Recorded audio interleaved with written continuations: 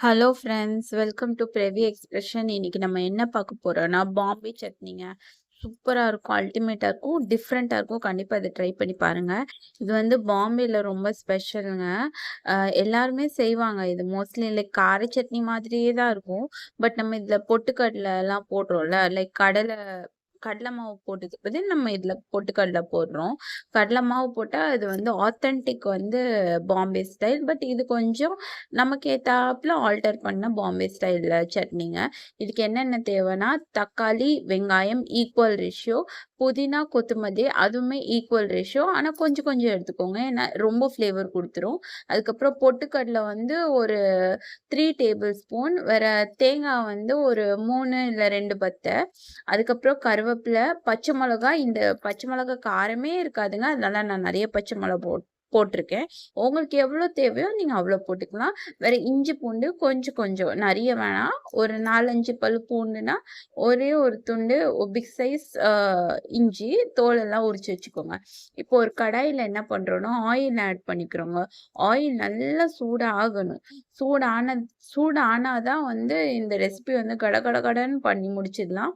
இதுக்கு வந்து நான் வந்து வெங்காயம் ரஃப்லி சாப் பண்ணியிருக்கேன். நான் வந்து குட்டி குட்டியாலாம் சாப் பண்ணல. ஏன்னா நம்ம வந்து இதை வந்து வேக வச்சுட்டு அதுக்கப்புறம் நம்ம குக் பண்ணிட்டு இது பண்ண போறோம், அரைக்க போறோம். ஸோ வந்து நீங்க வெங்காயம் வந்து ரஃப்லி சாப் பண்ணிக்கோங்க. அதுக்கு தேவையான சால்ட் ஆட் பண்ணிக்கோங்க.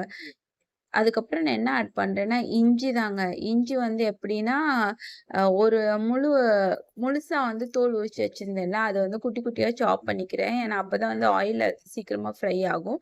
ஆ இஞ்சி, பூண்டு 2மே போட்டுக்கிறோம். இன்னைக்கு எங்க அம்மாவோட ரெசிபிங்க. எங்க அம்மா வந்து செஞ்சாங்க இது. அவங்க வந்து மும்பைலேருந்து வந்திருக்காங்க இங்க சென்னைக்கு சம் ஒர்க் காண்டி. அதனால வந்து அவங்க கையால சாப்பிடணும்னு எனக்கு ஆசை. ஸோ இன்னைக்கு என்னென்ன ரெசிபி பண்ணுமோ எல்லாமே எங்க அம்மா தான் செஞ்சாங்க. அது கூடவே நான் வந்து இதெல்லாம் டேஸ்ட் பண்ணி பார்த்துட்டு ரொம்ப டேஸ்ட்டா இருக்கு. நீங்களும் இத கண்டிப்பா ட்ரை பண்ணி பாருங்க. பச்சை மிளகா ஆட் பண்ணிட்டோங்க. அந்த மீன் வயல் பச்சை மிளகா, வேற வந்து கருவேப்பிலையும் நீங்க ஆட் பண்ணிக்கோங்க. வேற தேங்காய். நம்ம வந்து துருவி போடணும்னா நீங்க துருவி போட்டுக்கலாம். ஈஸியா இருக்கும் அரைக்கிறதுக்கு. பட் துருவுறது வேலை கொஞ்சம் கஷ்டம்னால நாங்க வந்து இத குட்டி குட்டியா கட் பண்ணிட்டோம். அட் த சேம் டைம் நம்ம அத கொஞ்சம் வதங்குனதுக்கு அப்புறம் அந்த கொத்தமல்லி, புதினாவும் ஆட் பண்ணிட்டு, அது கொஞ்சம் ஃப்ரை ஆனதுக்கப்புறம் நம்ம என்ன பண்றோம்னா, அது ரஃப்லி சாப்டு டொமேட்டோஸ் ஆட் பண்ணிக்கலாம். இதெல்லாம் நீங்க வந்து ப்ராப்பரா சாப் பண்ணணும்னு இல்லங்க. நார்மலா பிக் சைஸ்லயே சாப் பண்ணிக்கோங்க. கொஞ்சம் ஈஸியா இருக்கும் அது வதங்குறதுக்கு. அண்ட் இது என்னன்னா காஷ்மீரி மிளகாத்தூள். ஜஸ்ட் கலருக்காண்டி. இது காரமே கிடையாது. கலருக்காக தான் இத வந்து சேர்த்துருக்கேன். இல்லன்னா உங்ககிட்ட காஷ்மீரி ஹோல் சில்லி இருந்ததுன்னா, அந்த ரெட் கலர்ல பெருசா இருக்கும் பார்த்தீங்களா காஷ்மீரி சில்லி, அது கூட நீங்க இதுல ஆட் பண்ணிக்கலாம். என்கிட்ட அது இல்லாததுனால நான் வந்து காஷ்மீரி மொளகா தூள் ஆட் பண்ணிக்கிறேன். இது வந்து எங்க அம்மா நான் ஸ்கூல் டைம்லலாம் லஞ்ச் பாக்ஸ் குடுத்து விடுவாங்க. ரொம்ப டேஸ்ட்டா இருக்கும். நான் சட்னி மட்டுமே சும்மா சும்மா சாப்பிட்டுன்னு இருப்பேன். இட்லி கூட, தோசை கூட ரொம்ப டேஸ்ட்டா இருக்கும். இன்னைக்கு நான் சாப்பிட்டப்போ இப்ப என் பசங்களும் சாப்பிடுறாங்க எங்க அம்மாவோட சமையல. என்னதான் இருந்தாலும் அம்மா சமையல் வேற தானங்க. நம்ம எவ்வளவோ நல்லா செஞ்சாலும் அம்மா மாதிரி வராதுன்னு நமக்குள்ள தோணிக்கிட்டே இருக்கும். அதுதான் எனக்குமே. நான் இந்த சட்னிய நான் ட்ரை பண்ணாலும் நல்லா வராது. எங்க அம்மா அளவுக்கு வராது. அப்படி. ஸோ இப்ப லாஸ்ட்டா நம்ம என்ன பண்ணிட்டோம்னா, பொரிக்கடலை ஆட் பண்ணிக்கிறோங்க. பொரிக்கடலைன்னு சொல்லலாம், பொட்டுக்கடலைன்னு சொல்லலாம். ஏதோ ஒண்ணு. அத ஆட் பண்ணிக்கோங்க. அது லாஸ்ட்டா ஆட் பண்ணிக்கோங்க. அது ஃப்ரை ஆகணும்னோ, சாட்டே ஆகணும்னோ தேவையில்ல. நீங்க அது போட்டுட்டு ஒரு 3 to 4 மினிட்ஸ் இது பண்ணிட்டு அடுப்ப ஆஃப் பண்ணிடுங்க. இப்போ இது நல்லா ஆறணுங்க. ஆற வச்சுருங்க. ஆற வச்சுட்டு அரைங்க. அதுதான் ஹெல்த்துக்குமே நல்லது. இல்லன்னா அந்த சூட்டோட அரைச்சா அது வந்து நல்லது கிடையாது. ஸோ வந்து நீங்க கொஞ்சம் ஃபேன் முன்னாடி வச்சீங்கனாலே அது ஆறிடும். இப்ப நான் வந்து ஜார்ல போட்டுட்டு அதுக்கு தேவையான தண்ணி தண்ணி ஊத்திட்டு அரைச்சிருங்க. நல்லா அரைங்க. அது வந்து நல்லா ஒரு பேஸ்ட் ஃபார்மேட்ல வரணும். இது வந்து அதுக்கான தாளிப்புக்குங்க. சட்னிக்காண்டி நம்ம தாளிக்கணும்ல, அதனால ஒரு கடாயில கொஞ்சமா எண்ணெய் ஆட் பண்ணிக்கோங்க. நம்ம வந்து சாட்டே பண்றதுக்கும் எண்ணெய் ஆட் பண்ணியிருக்கோம். தாளிப்புக்கும் எண்ணெய் ஆட் பண்ணிக்கிறோம். ஸோ அதுக்கு ஏத்தாப்புல நீங்க எண்ணெய் ஆட் பண்ணிக்கோங்க. கொஞ்சமா கடுகு ஆட் பண்ணிக்கோங்க. நல்லா பொரியட்டும். நீங்க வந்து இது அ உளுந்து அண்ட் கடலைப்பருப்பு 2மே ஆட் பண்ணிக்கோங்க. நான்லாம் கொஞ்சம் ஆயில் எப்பவுமே எக்ஸ்ட்ராவா ஆட் பண்ணிப்பேங்க. எங்க அம்மானா பார்த்தீங்கன்னா, கம்மி கம்மியா ஆட் பண்றாங்க. அவங்க கிட்டேருந்து எது கத்துக்கணுமோ இல்லையோ, இத நான் கத்துக்கணும். இது கூடவே நம்ம வந்து கருவேப்பிலையும் ஆட் பண்ணிக்கிறோங்க. இன்னைக்கு என்னோட இதுவே கொஞ்சம் டிஃப்ரெண்ட்டா இருக்குல்ல. ஏன்னா எங்க அம்மா சமைக்கிறாங்க. நான் வந்து கேமராவ ஹோல்ட் பண்ணிட்டுருக்கேன். கேமரா மீன்ஸ் ஃபோன ஹோல்ட் பண்ணிட்டுருக்கேன். இந்த எக்ஸ்பீரியன்ஸ்டே நல்லா இருக்கு.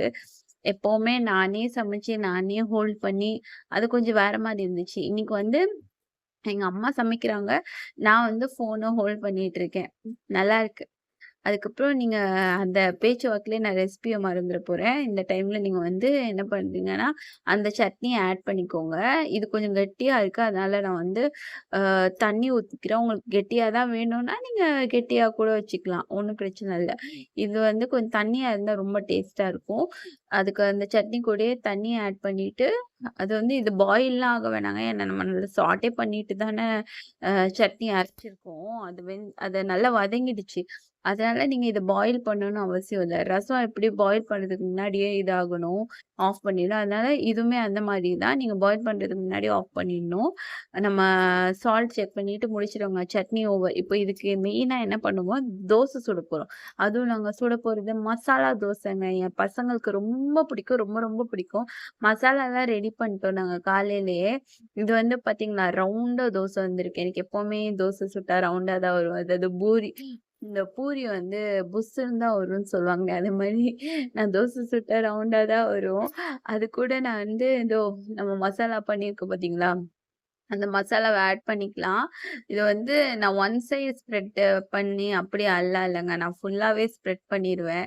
அப்பதான் வந்து சாப்பிட்டா ஹோல்சம்மா சாப்பிட்ட மாதிரி இருக்கும். ஃபுல்லா ஸ்ப்ரெட் பண்ணிட்டு நம்ம வந்து அரைச்சோம் இல்லைங்களா? அந்த வேர்க்கடல பொடி அதுக்கு ரெசிபி நான் ஒரு நாள் கண்டிப்பா போடுறேங்க. ரொம்ப சூப்பரா இருந்துச்சு. சோறு கூட மிக்ஸ் பண்ணி வேர்க்கடல சாதமா சாப்பிடுறத விட, நீங்க வந்து இந்த மாரி இட்லி, தோசை கூட சாப்பிட்டு பாருங்க. அல்டிமேட்டா இருக்கும். நிஜமாவே சூப்பரா இருந்துச்சுங்க. இந்த வேர்க்கடல பொடி. இன்னுமே இருக்கு கொஞ்சம். அம்மாக்கு குடுத்து விட்டேன் நானு. இதுக்கு ரெசிபி நான் ஒரு நாள் கண்டிப்பா போடுறேன். வேர்க்கடல, கொப்பரம் தேங்காய், பூண்டு, வத்தல் ரொம்ப ஹெல்தி கூடங்க. ரொம்ப ஹெல்தி. இந்த பேலன்ஸ்டு மீல்க்காண்டி இத நீங்க சாப்பிட்டு பார்க்கலாம். சாப்பாடு கூட, இல்லன்னா இட்லி கூட, தோசை கூட, எது கூடனாலும் நீங்க இந்த வேர்க்கடல பொடிய செஞ்சு வச்சுட்டு சாப்பிடலாம். ஒரு 20 டேஸ் வரைக்குமே நல்லாருக்கும். கெட்டே போகாது. இது ஏன் என் தோசை இந்த கலர்ல வந்திருக்குன்னா, இது நாங்க வீட்ல அரைச்ச மாவுங்க.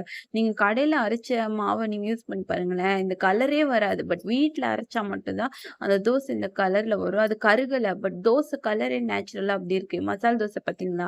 அப்படியே சூப்பரா அல்டிமேட்டா பார்க்கவே அழகா இருக்கு. இது என் பிள்ளைக்கு நான் வந்து காலையில செஞ்சு குடுத்தேன். அண்ட் எங்க அம்மா வச்ச சட்னிங்க. சூப்பரா இருந்துச்சு இந்த தோசை கூட. இந்த சட்னியும் ஓல்டு மெமரீஸ்லாம் எனக்கு வருது. இந்த சட்னிய பார்த்தா. இதோ என் சின்ன பையன் வாங்கிட்டு போயிட்டாரு. அவருக்கு இது ரொம்ப பிடிச்சிருந்து. அவர் பேசிக்காவே மசால் தோசைனா ரொம்ப பிடிக்கும். இது என் பெரிய பையனுக்கு. அவருக்குமே ரொம்ப பிடிக்கும். பார்த்தீங்களா, என் பையன் எவ்வளோ கியூட்டா சிரிக்கிறான். அவன பார்த்துக்கிட்டே இருக்கலாங்க. அழகு புள்ள. அவருமே சாப்பிட்டாரு காலையில. அவருக்குமே மசால் தோசை ரொம்ப பிடிக்கும். அதனால 2